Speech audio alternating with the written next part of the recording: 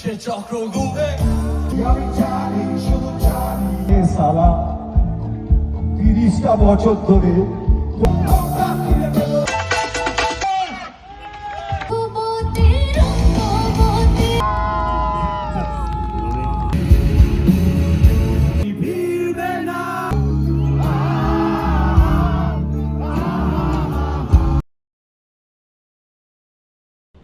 Good morning guys, এখন বাজে সকাল 8টা। আর আজকে আমরা বেরিয়ে পড়েছি রয়্যাল এনফিল্ডের একটা গ্রুপ রাইড করতে, যেটা হচ্ছে এবার মন্দারমণিতে। রয়্যাল এনফিল্ড যেটার নাম দিয়েছে rider rendezvous, Bengal Sikkim riders meet. ইন্ট্রোতে তোমরা দেখেই নিয়েছো। যদিও আর একটু সকালে বেরোনোর কথা ছিল, কিন্তু দুদিনের রাইডের জন্য একটু তো প্রিপারেশান লাগে, তোমরা সেটা বুঝতেই পারছো। অনেকের মনে কোশ্চেন আসতে পারে, আমরা এই রাইডের খবর কোথা থেকে পেলাম? এটা আমরা খবর পেলাম আমরা যেখান থেকে বাইক কিনেছিলাম সেই শোরুম থেকে। সেই শোরুমেরই একটা হোয়াটসঅ্যাপ গ্রুপ রয়েছে, ওখানেই এই সমস্ত ইনফরমেশান শেয়ার করা হয়।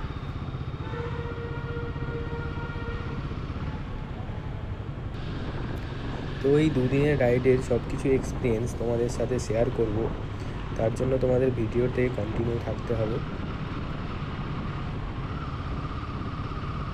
সবার আগে বলি, এই রাইডের জন্য রয়্যাল এনফিল্ডকে আমাদের দিতে হয়েছে 3800 টাকা করে পার পারসন ফর 2 নাইট। তোমরা হয়তো ভাবছো আমরা গ্রুপ রাইডে বেরিয়েছি, কিন্তু বাকি রাইডের গ্রুপ কোথায় গেল?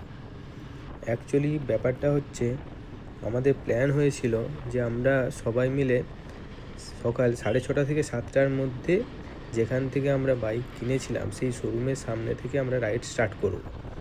কিন্তু তোমরা দেখতেই পাচ্ছ আমাদের সকালে সব কিছু প্ল্যান করে বেরোতে অনেকটাই টাইম লেগে গেছে। তাই বাকিরা অলরেডি ওই 7টা নাগাদ বেরিয়ে পড়েছে গ্রুপ নিয়ে। আর ওদের সাথে আমরা মিট করব কোলাঘাটে গিয়ে, শেরি বেঙ্গল বলে একটা ধাবা আছে, ওখানে গিয়ে।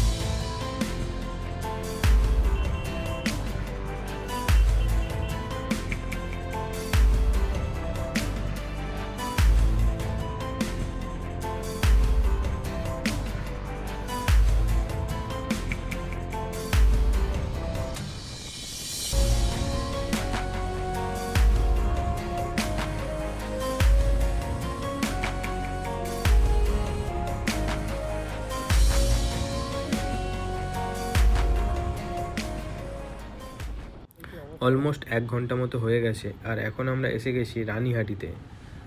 এখান থেকে কোলাঘাট এখনও অনেকটাই বাকি।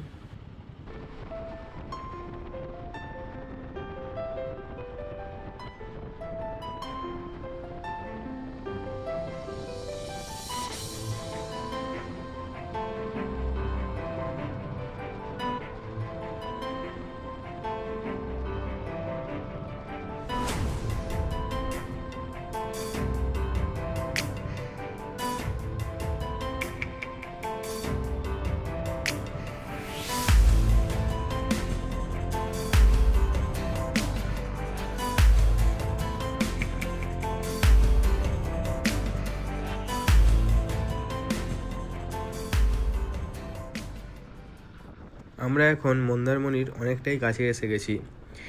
এটা তোমরা বুঝতেই পারছো, এটা সেই চাউলখোলা মোড়, যেখান থেকে বাঁদিক নিলেই মন্দারমণি।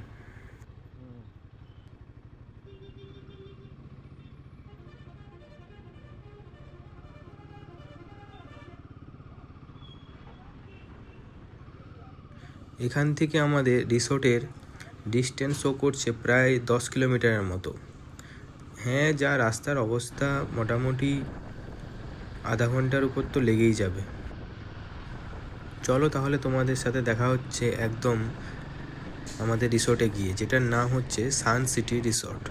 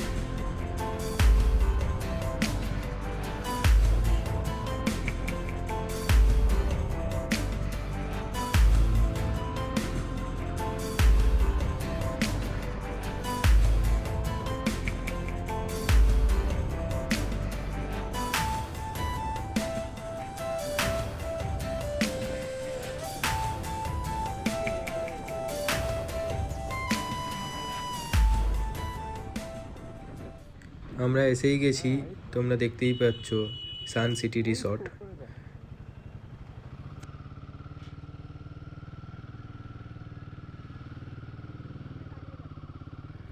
এখানে আমাদের এন্ট্রি নেওয়া হলো।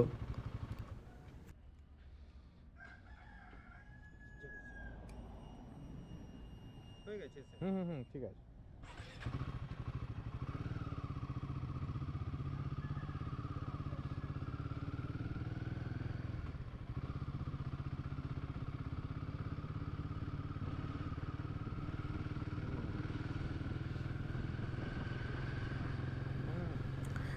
তো ফাইনালি আমরা আমাদের রিসর্টে পৌঁছে গেছি।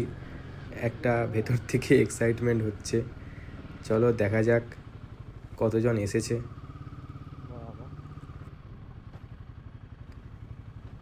তোমরা দেখতেই পাচ্ছ এটা রিসর্টের পার্কিং এরিয়া। প্রচুর গাড়ি এসেছে, জাস্ট এখানে তোমরা দেখো।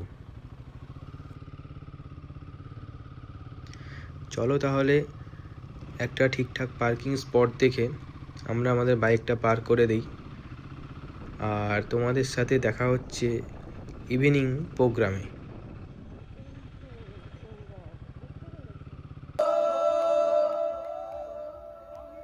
সে চক্র ঘুরে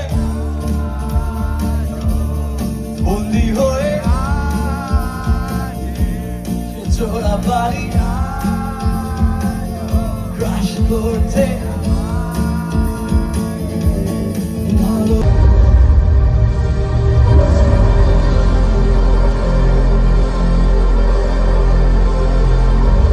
Along the way, we almost got 15 to 20 waterfalls. আমি জানি শুধু জানি আমি জানি তুমি ছিলে তাই আজও আছি জীবনে ছিলে কাছে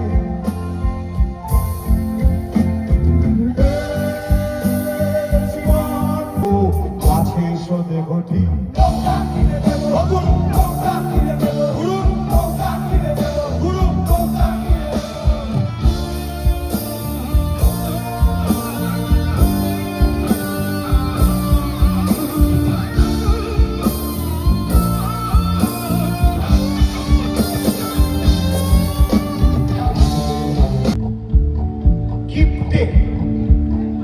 শিলাজিৎটা সৃজিত মুখার্জির নামে কি সব বলছে শোনো।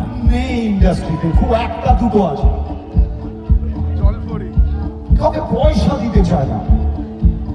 প্রথমে যখন ছিল তখন আমাদের কাছে এসে বলতো হাঁটু পেড়ে বসে, শিলুদা একটু গানটা গেয়ে দাও, দেখো প্রথম প্রথম ছবি করছি, বাজেট নেই।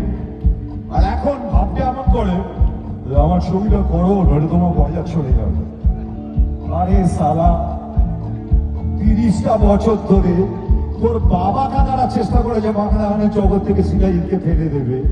আজকে 32 বছরে এসে রয়্যাল এনফিল্ডের মতো একটা এত স্ট্রং এত প্রমিনেন্ট একটা ব্র্যান্ড আমাকে গান গাইতে ডাকছে।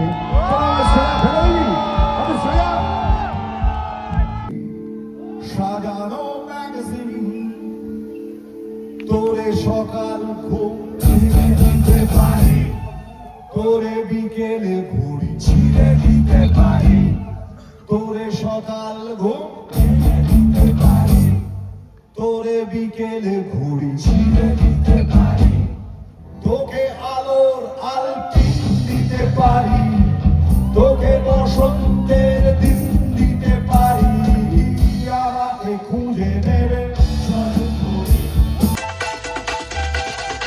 এটা দ্বিতীয় দিন, আর তোমরা অলরেডি দেখলে আগের দিনের ইভিনিংয়ে দুটো ব্যান্ডের পারফরমেন্স ছিল। দুজনেই খুব ভালো গান গেয়েছে, তার মধ্যে শিলাজিৎ দা তো একদম ফাটিয়ে দিয়েছে, অসাধারণ পারফরমেন্স। আর এখন হচ্ছে পুশিং দ্য বাইক কম্পিটিশন।